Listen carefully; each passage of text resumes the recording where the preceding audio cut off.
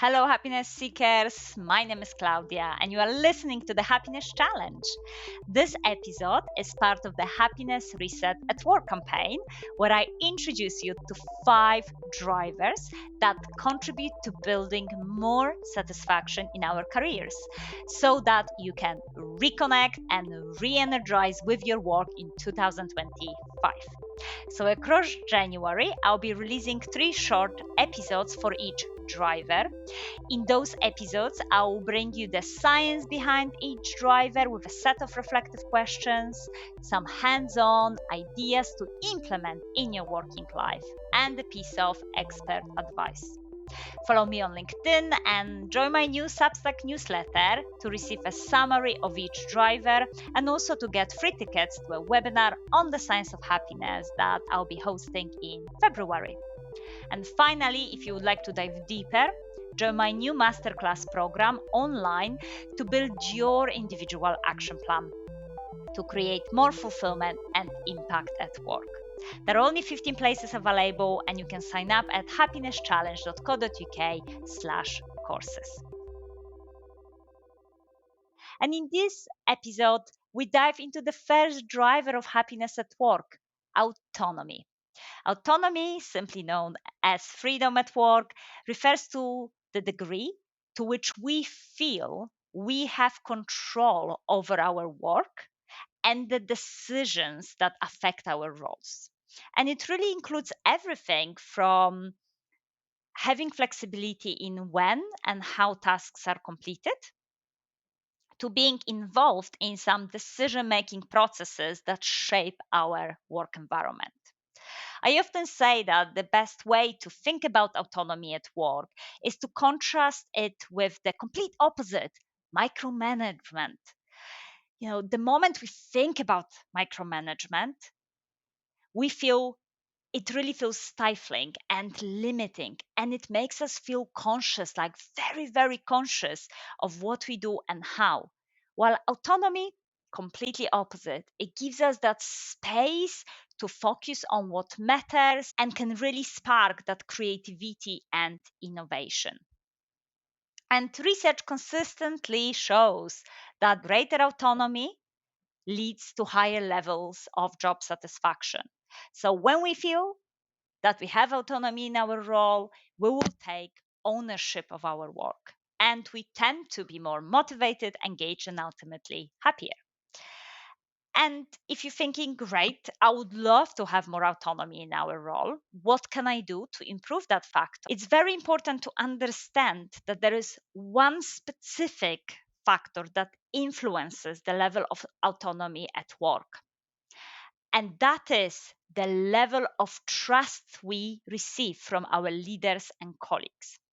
And if you pause for a moment, it really makes sense that if people don't trust us, that we can deliver on a specific project, or that we don't maybe even have the right skills to make the most beneficial decisions, then we won't have much autonomy of how we work.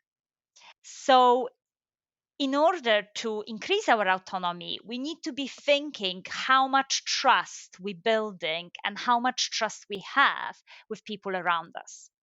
And here we can refer to a fantastic research by Francis Frey, Trust Triangle. In that model, there are specific 3 components that can help us to build trust in our relationships. And these are being authentic. So, this is about being genuine and transparent. So, at work, this could look like being open and transparent on what we are working on, what we are spending our time on, and what is the progress on our goals and tasks. It's also about keeping our promises and being consistent in how we act as colleagues. The second component of building more trust is ability. This component highlights the importance of making our skills visible so people can see that we are good at what we do. Because again, it really makes sense that if people see that we have a fantastic skill set, that enhances our credibility and therefore gives us more trust. And with more trust, we have more autonomy to be making the key decisions.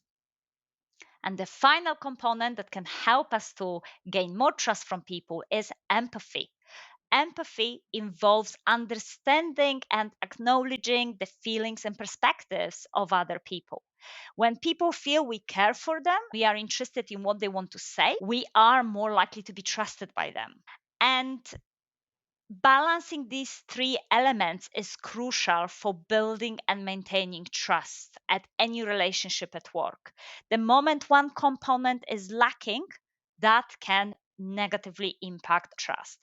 I personally really love this model of trust triangle because when I deal with, let's say, more tricky stakeholders, I often ask myself which component of trust triangle is missing and how can I improve it.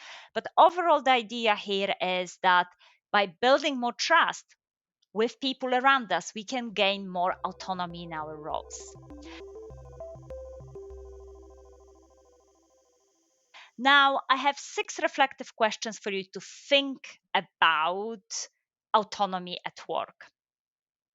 So I think it's very beneficial to just sit down, think about those questions to kind of understand how much autonomy do you feel you have at work? How could you potentially increase it? What could you change?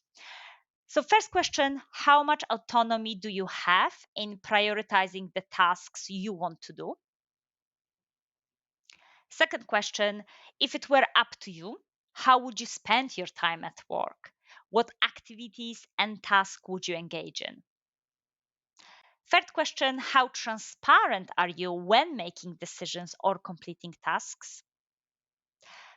Number 4, how often do you share your achievements with others to be able to demonstrate your abilities at work?